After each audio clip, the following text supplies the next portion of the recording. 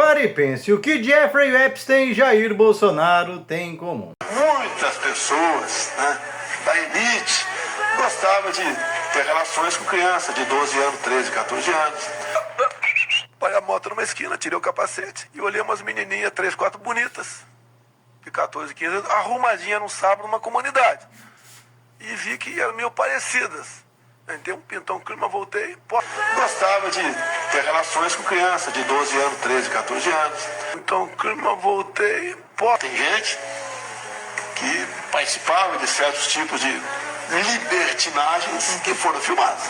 No mínimo curioso que Jair Bolsonaro conhecesse em detalhe esse esquema de gravar pessoas influentes e poderosas em condições inconfessáveis para depois chantageá-las. Esquema comumente utilizado na organização criminosa de Jeffrey Epstein. Jeffrey Epstein, que parecia muito animado com a candidatura de Jair Bolsonaro em 2018, tanto que com seu amigo Steve Bannon trocaram mais de 74 mensagens sobre Jair Bolsonaro, segundo demonstra os arquivos Epstein que vieram a público essa semana. 74 vezes. Pois é, e sempre mensagens muito animadas com a possibilidade de Jair Bolsonaro virar presidente, a ponto da dupla Steve Bannon e Jeffrey Epstein articularem maneiras de viabilizar a eleição de Jair Bolsonaro. Tanto que o Steve Bannon acabou virando uma espécie de conselheiro oculto da campanha do Jair Bolsonaro, como ele próprio revela, dizendo que atuou nos bastidores, e todo mundo lembra que quando isso começou a vir a público e a pegar mal no meio da eleição, Bolsonaro tratou de desmentir, dizendo que é fake news, mesmo que o seu filho Eduardo Bolsonaro aparecesse para cima e para baixo como o chaveirinho do estrategista da extrema-direita ligado ao Donald Trump. Aliás, o próximo plano que veio depois é justamente toda essa articulação para tentar sabotar o Brasil com tarifaços e afins que foram articulados aí pelo Steve Bannon junto com o Eduardo Bolsonaro. Portanto, a afinidade entre eles é inegável. Mas outra coisa bastante interessante é que Jeffrey Epstein, segundo ele próprio diz em vários desses relatos para o Steve Bannon, é que ele estava muito interessado na eleição de Jair Bolsonaro, porque estava de olho na economia brasileira e em supostas brechas que seriam abertas para os seus negócios no Brasil, como a provável eleição de Jair Bolsonaro. Ele estava tão animado, querendo investir no Brasil, porque ele acreditava, pelo menos segundo as mensagens, que com Jair Bolsonaro no poder, seus negócios, e que a gente sabe muito bem, seriam muito favorecidos e privilegiados. Tanto que um dos projetos aí do Epstein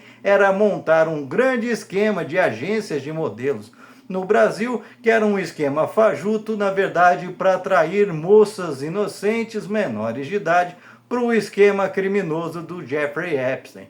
E aí a gente começa a lembrar de certas situações, como aquela que a Damares vivia evocando sobre a ilha de Marajó e toda a sorte de barbaridades que, pasmem, estão aparecendo aí com muitos detalhes e pistas e frases cifradas nos arquivos do Epstein. Pois é, a coisa macabra que tanto citava Damares e que até hoje não foi comprovada, parece que o Jeffrey Epstein também era adepto de tamanhas crueldades, enquanto servia como uma espécie de garçom dos super ricos e bilionários, num esquema dos mais podres possíveis que funcionava debaixo de toda essa parafernália dos bilionários e dos grandes corporadores do mundo. Pois é, a coisa tá feia e precisa ficar melhor explicada, porque figuras como Epstein, como Steve Bannon, cuja existência é só para trazer podridão e desestabilidade ao mundo, unidas à família Bolsonaro, não cheira nada bom. E olha que a coisa está fedendo tanto que já começaram as operações de abafa, desvio de atenção e até mais uma vez tentar jogar nas costas do Lula. Isso porque o Lula chegou a ser citado uma ou duas vezes pelo Epstein, por conta de seus contatos com o Noam Chomsky, que mencionou numa das mensagens, ao visitar o presidente Lula no Brasil, enquanto ele estava preso, de que ele era o preso político mais importante do mundo. Fato incontestável, tanto que ele saiu da cadeia depois que foi provada a sua inocência e voltou a ser o presidente do Brasil e provavelmente o maior estadista do século XXI em atividade.